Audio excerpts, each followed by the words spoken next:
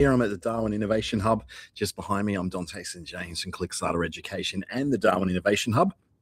Today, we're looking at not planning a year of social media content, but live streaming through this ChatGPT Image 1.5 and doing a bit of a side-by-side comparison, really, of what it's going to be like with the difference between it and, say, Google Gemini's Nano Banana. So we're going to share both of those tools live on screen. I did a bit of a video of this morning where I did a direct comparison between them. Right now we're going to go live. So I'm not going to speed things up. I'm going to do it at the real pace and do a few different test scenarios that are going to look that might be very similar to what you would try to do. So let's go big screen on the big thing that I'm doing, which is ChatGPT over on the left running 5.2. I'm playing for the plus version of ChatGPT because I pay for everything. Basically, this is my job. And also it's using the new Image 1.5 model that's in there. On the right, we've got Google's Gemini using Pro version of that because, again, I pay for everything. And this is using Nano Banana Pro, so the Pro version of that as well. So let's look at it side by side using the relatively new Google Chrome feature, which allows you to run tabs within tabs, so split screen your tabs, which makes life so much easier when you're trying to do something that's comparison like this. So we're going to start off with something really, really simple. So I'm going to do a prompt about trying to create something based upon just a direct creation from something completely new. I'd like to create an image of the sunset over Mindle Beach in Darwin during the dry season. So there's not going to be a lot of clouds in the sky. It's going to be a fairly clear sky. I want to see fireworks in the sky that are reflecting off some of the water and the puddles of water that are on the beach because the tide is very low. You're also going to see the silhouettes of people, a crowd of around about 150 people that you're seeing watching these fireworks. I want this in the ratio of a 16:9 image. So I'm going to let it come up with the text for that. I'm going to copy that text across and do exactly the same thing over in Google's Nano Banana. So here we go, Mindle. I might want to spell that correctly. It's going to have a few spelling errors in there, but I can work with that. Put it over here as well. Switch to creating images. ChatGPT should automatically pick that up. So should Nano Banana. Usually it's pretty good with that too. So I'm going to get them both running. So immediately ChatGPT has got a window up that's going to start showing you that it is creating an image, which is a bit probably more reassuring than what I think that the guys at Google have done, which is just a spinning Gemini logo. But they are both working away. And what I generally find is the result comes up a little quicker in Nano Banana. But the idea that it's creating something is much more clear over on ChatGPT. So as you can see, Nano Banana has done its thing. That's pretty accurate, actually. It's not usually where they put the fireworks, but it's pretty accurate as an image of that. And you're seeing the fireworks reflected there as well. It looks kind of photorealistic. Let's go over to the left and look, this is pretty good as well. Now, to me, the coloring is way more vivid on ChatGPT, and a lot of people have sort of seen this, but at the same time, it's a bit more cartoonish. It's a bit less realistic. It's too vivid, it's too bright, where you probably see it's also benefited from having a darker night sky. You wouldn't have that much darkness in the sky if there was still that much sun showing there, for instance. So the physics of it all is not quite right. But it's a really nicely composed photo that's pretty accurate. I would say, though, you probably have more people standing out on that water, like you've kind of got over here of people sort of standing out there as well. So I would say, just straight up front, I really do prefer the composition of the one on the left. The composition's great. It's more perfect, it's more centered, it's more aligned. This one's more like what I would see somebody really take, though, the one on Nano Banana. So you've got an idea of the differences there. What I'm going to do now is take these and start to edit them. So what I want to say is that the colors here are too vivid and the sun shouldn't be visible with this level of darkness, level of sky darkness. Also, have more people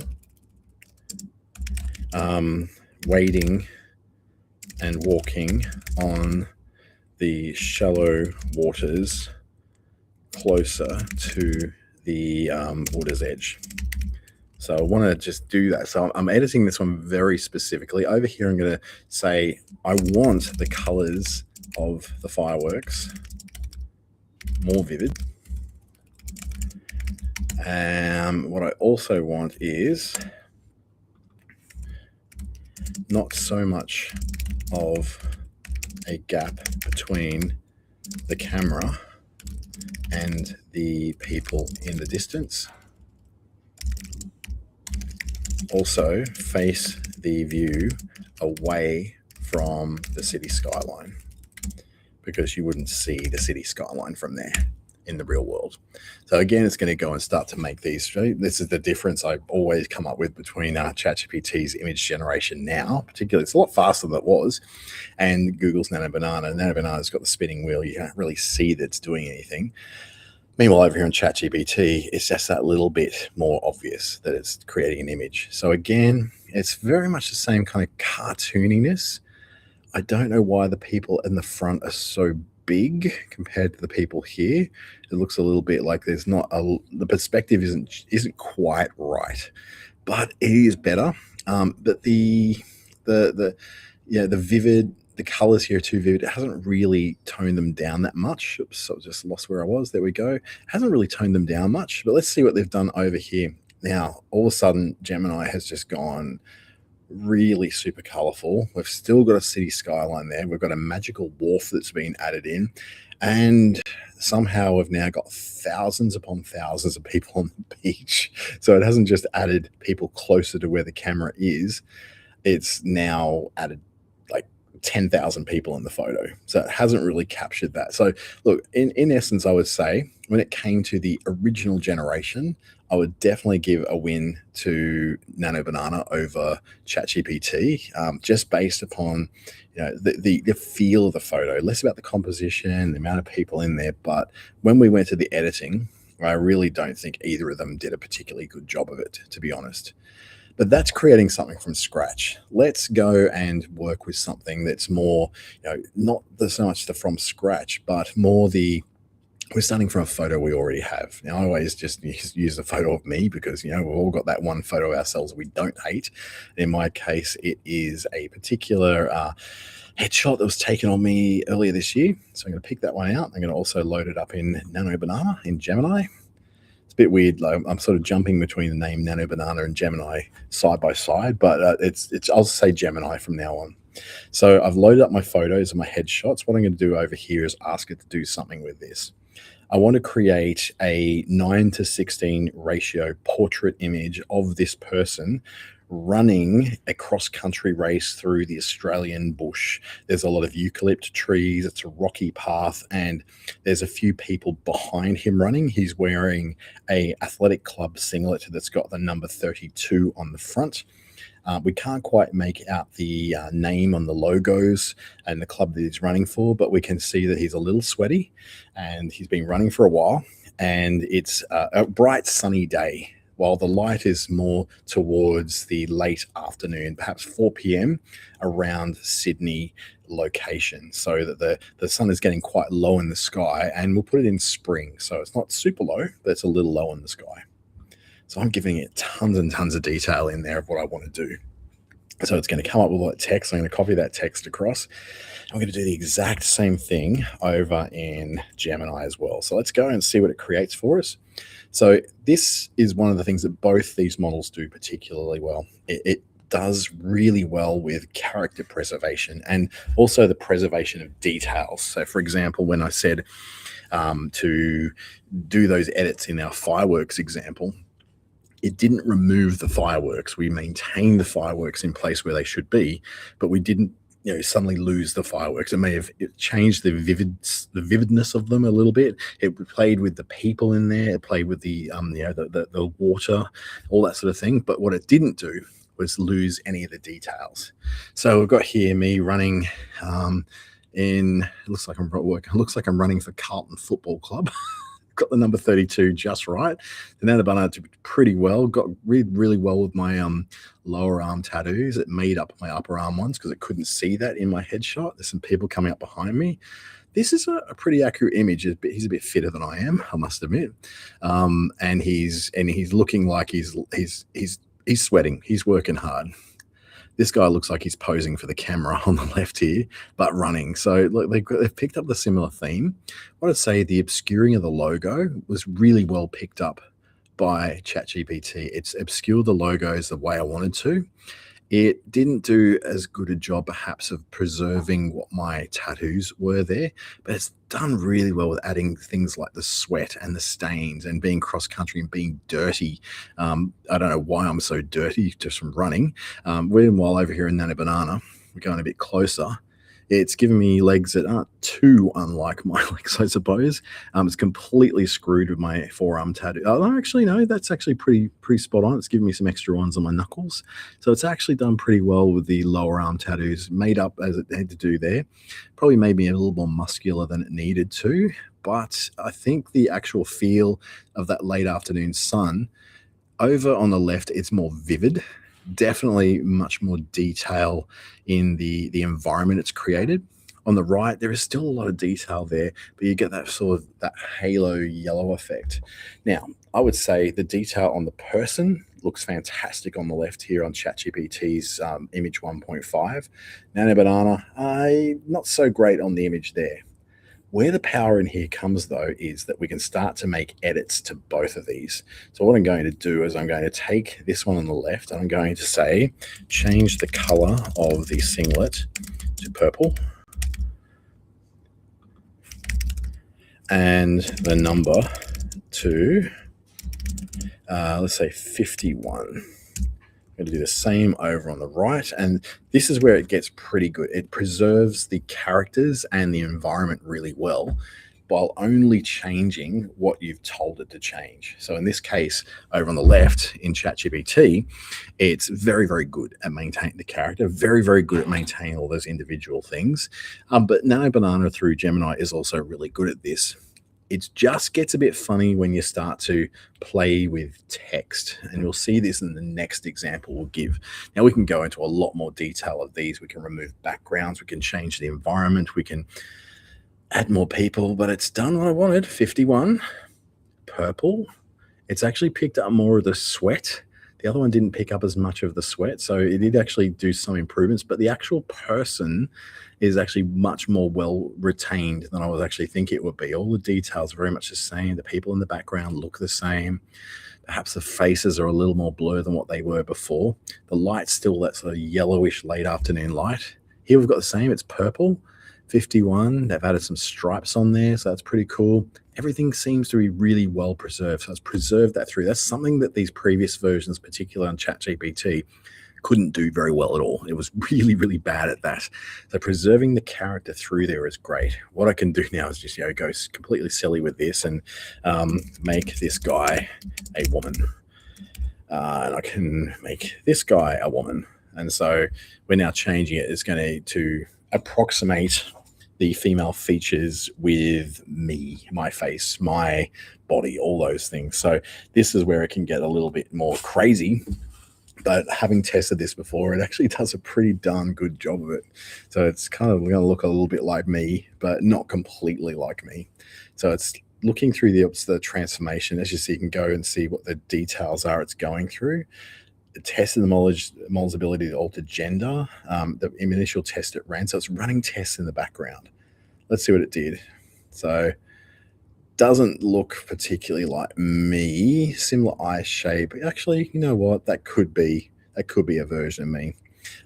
Given her some great leg tats, some ideas for some leg tats I might want to get myself.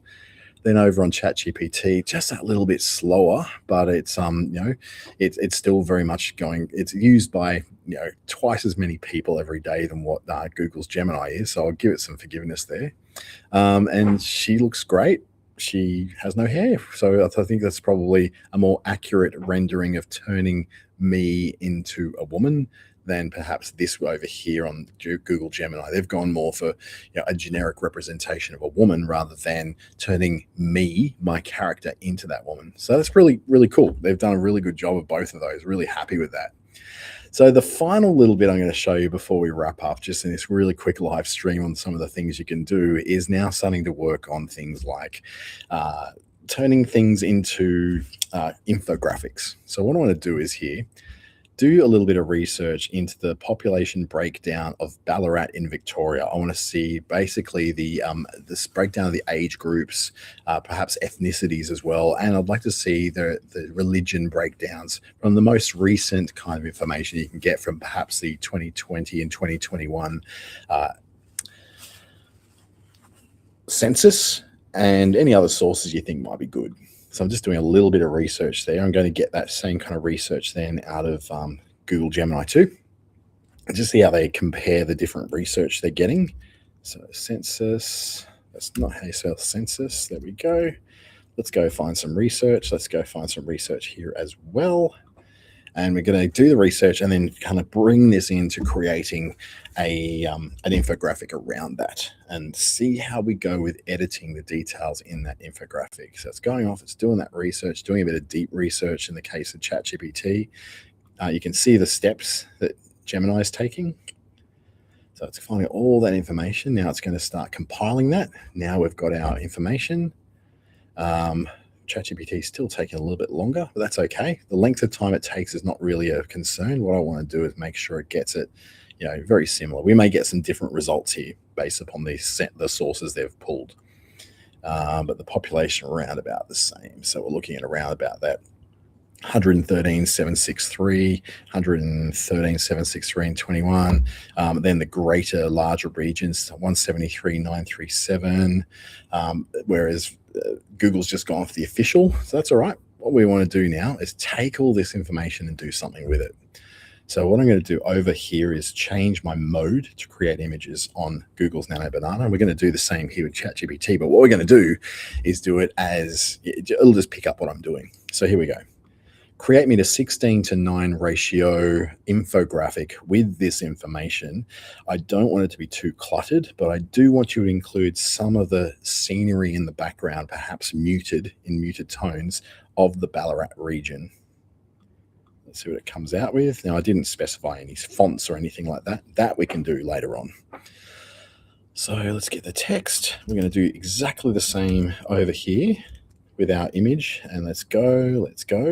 Let's see what it does with generating these images as infographics. And this is going to kind of blow your mind a little bit, because you'll suddenly have seen a lot of this kind of stuff popping up on LinkedIn and Facebook and even Instagram, of a lot of these infographics. You're looking at going, man, they're so complex. How did they create those in Canva? Well, the answer is they didn't. They've been creating them in these tools. And for a while now, Google's been very good at this through Nano Banana. It got particularly great a couple of weeks ago with the release of Gemini 3. And now with Nano Banana Pro, it's sort of lifted that to another level. Meanwhile, over on ChatGPT, we're doing the same thing. So we've got our quick response here from Gemini. This looks amazing. So I'm not going to check necessarily whether it's pulled through all the information. So it's telling us between 2021 census and 2024 that there's been a very big population increase. I don't know if that's necessarily true. I'd have to go and do a bit of extra research, but it's telling us the top overseas birthplaces being India, the UK, New Zealand, China, and the Philippines. Religious breakdown is big chunk of no religion, big chunk of Catholic, and Hinduism being the fastest growing non-Christian. But it's got a gap here and it's got nothing in there. So we're not quite 100% sure of what's done there. But it's pretty cool. That's a really good graphic. And it's done those muted background scenes. It's a paddle wheeler, though, a steam paddle wheeler, which I wouldn't say is particularly Ballarat. I'd say it's more Echuca. So, or Moama or somewhere like that. Some of the other bits and pieces, you got the glass house, which I think is actually in Bendigo, and that's probably Ballarat with that tower there. Meanwhile, over here in well, this is actually not too bad. They've done a pretty good job on this. It's much more muted and a lot more, a lot more calm over here. So we've got the age distribution, the ancestry and birthplace, English, Australian, Irish, Scottish, German, all very, very similar kind of information. It hasn't mentioned Hinduism in there at all, but then again, it's showing really the main bits. So 47.5 no religion, 21. is the same as over here. So what you might need to check is that, whether it actually matches.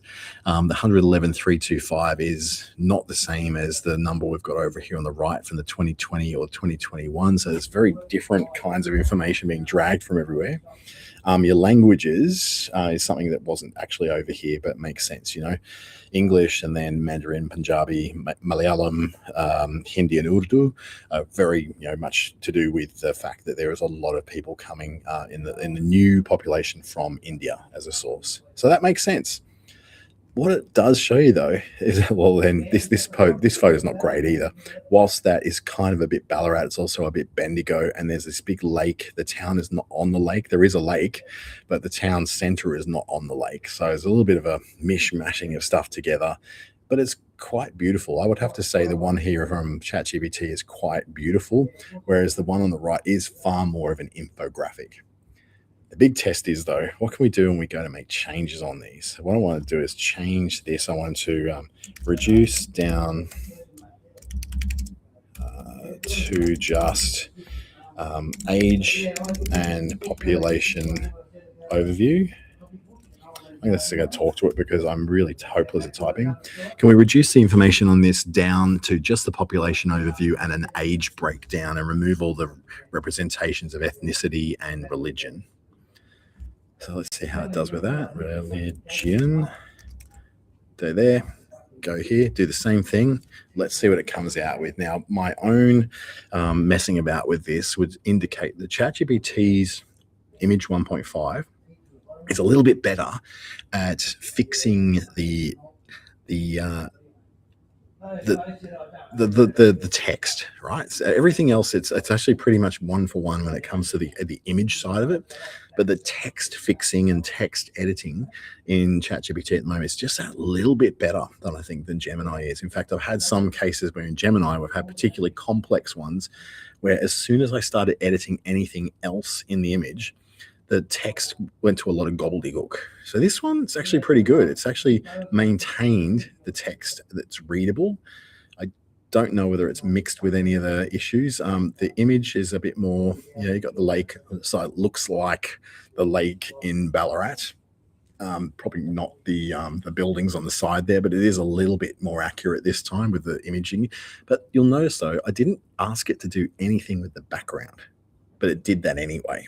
So really interesting that it didn't preserve exactly all the style and background I had. It sort of restyled it, took away the borders that are on the backgrounds here and completely replaced the background image. Let's see what it's doing over here on ChatGPT. So it's taking a little bit of a while to come through. So remembering that's how we had it. Let's see what it's doing now. So very much the same kind of style, the same of the same font. It's throwing in a little bit of extra. No, it's the same decoration around the font. That's pretty cool. That's actually done a really good job. So what it's done there, maintained the information it had, broke it down to just the bits I asked for, and it actually preserved the background image perfectly. So what I had in the previous background image is now perfectly preserved in the other background image. Whether it's correct or not is beside the point. It's not a correct view of that town, but it has maintained that. And this is one thing that ChatGPT, OpenAI said that they are doing really well, is maintaining the details and only changing the bits that you asked for, rather than what we're seeing over here on Google, is that it's changing bits that you didn't ask for. I just said to take away all the extra detail and just give me population overview and age breakdown.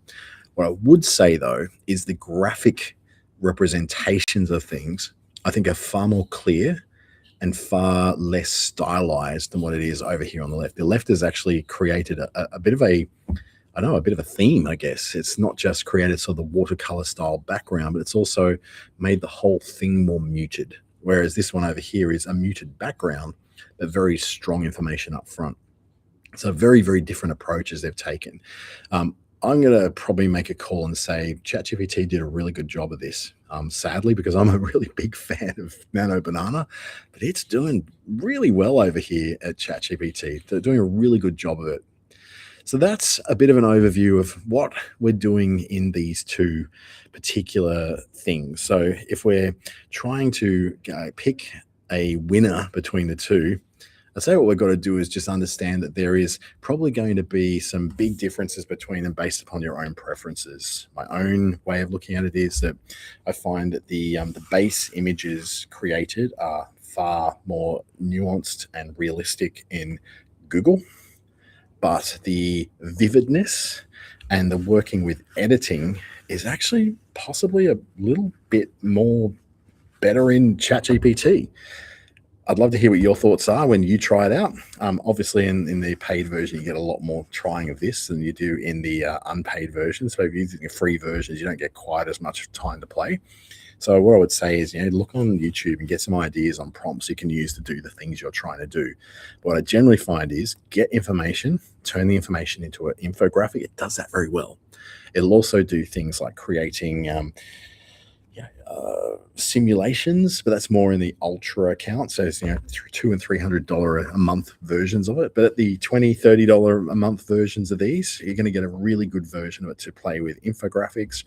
Working with your own photos, I would say that when it comes to photography of yourself that you wanted to use in different scenarios or others, have lots of different angles of yourself, not just the one single one. What I find is by using that one headshot I'm using all the time, all the photos of me tend to look a little bit the same. They're not really a lot of diversity. And as you notice, I wear glasses a lot. So it's not bringing up any of the fact that I wear glasses because the base image I'm using isn't. So that's up to you, how you want to work with that. But hopefully that's giving you something to work with. And I hope to do a lot more of these live streams in the future as well. Have a great day, and I'll see you again soon.